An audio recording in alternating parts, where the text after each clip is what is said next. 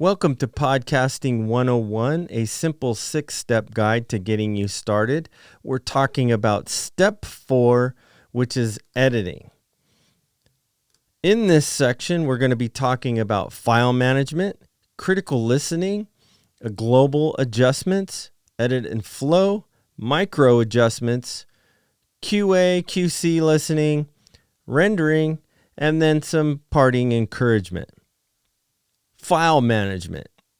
So you've completed your first recording and now it's time to get the editing done. Polish it up and make it presentable to the world. Depending on your setup and your recording workflow, you'll need to transfer or open the file in your editing software. So let's pump the brakes for a second and organize the raw files, make a backup, and establish a manageable file system that is easy to use and share when needed. As a best practice, I make 2 backups of the raw files, one on an external drive and a second on a cloud drive like Google Drive or AWS or Dropbox. Then I open a local copy in the editor to get started, while configuring the autosave feature to save my work every 10 to 15 minutes. That way, in the event of a computer crash or power outage, I only lose a few minutes of work. Critical listening. After I've loaded up the file and I made the backups, I will listen through the whole recording without interruption and make mental or physical notes where I might make some edits. Perhaps falling down a rabbit hole or noting ums and filler words that can be removed. Additionally, I may decide during this part to re-record some parts if necessary and possible, though a rare occurrence. Global adjustments. Upon completing the critical listening phase, the first edits that I will do are global adjustments, things like gain structure, denoising, EQing to the whole file. Doing this before making any cuts ensures that each segment has the same treatment and none gets missed, causing inconsistencies in the output quality. That's not the only way to get it done, and for some it may not be the best, but that's what works for me. Edit and flow. Here are some of the most common audio editing techniques. Now, these will subtly vary from software tools to different surfaces to different computer programs or operating systems. These are just basic illustrations of the basic techniques of editing and the tools that you have in the editing process. So cutting. This is when you remove a section of audio track that you do not want, or you make a cut and you splice a section and make it into 2 parts. To cut a section of audio, you simply select that section that you want to cut and then press the delete key. Copying. This is when you duplicate a section of audio. To copy that, you would simply select that section that you want to copy, press Control-C or Command-C on a Mac. Pasting, which is the second part typically that accompanies copying. This is when you would insert a copied section into the audio track. To paste a copied section, you would simply place the cursor where you want to insert the audio, press Control-V or Command-V on a Mac. Deleting. This is when you remove a section of an audio track. To delete a section, you'd simply select that section you want and press the delete key. Again, these are generalizations and there are nuanced differences from one tool to another. Just be aware. Splitting. This is when you divide a section of audio track into 2 separate sections.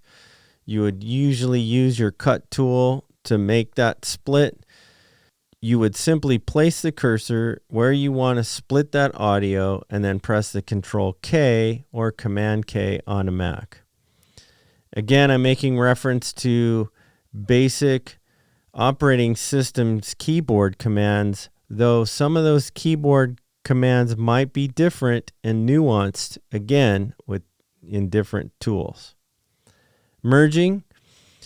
To merge two or more sections of audio, you'd select the audio sections that you want to merge and then Control-J or Command-J on a Mac.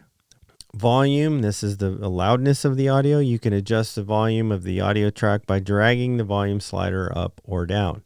Pan, this is the position of the audio in the stereo field, and you can pan the audio to the left or to the right by dragging the pan slider left or right.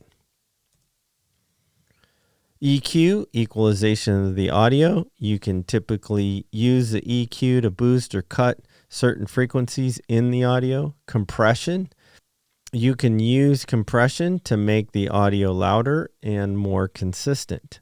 Reverb, you can use reverb to make the audio sound like it's being played in various spaces. So with more reverb, you can make it sound like a big hall or a church or some auditorium.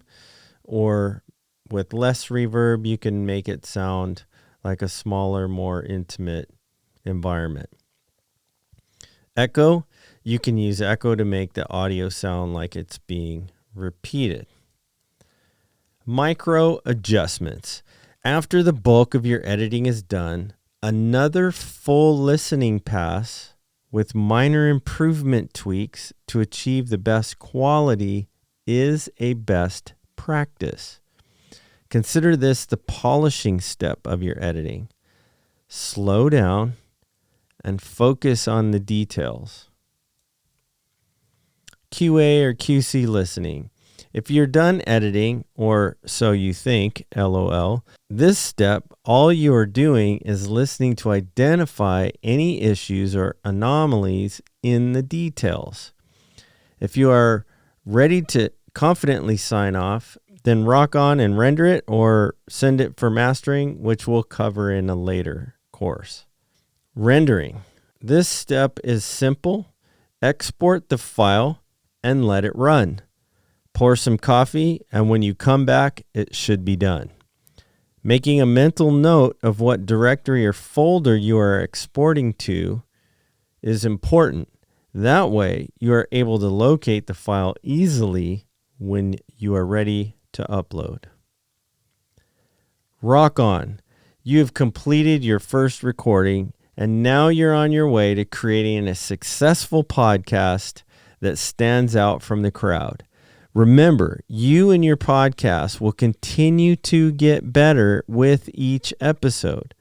I look forward to hearing the great podcasts that you create. So in the next step, we'll be talking about publishing and how to get your podcast out in front of your audience and out into the wild. And I look forward to seeing you there.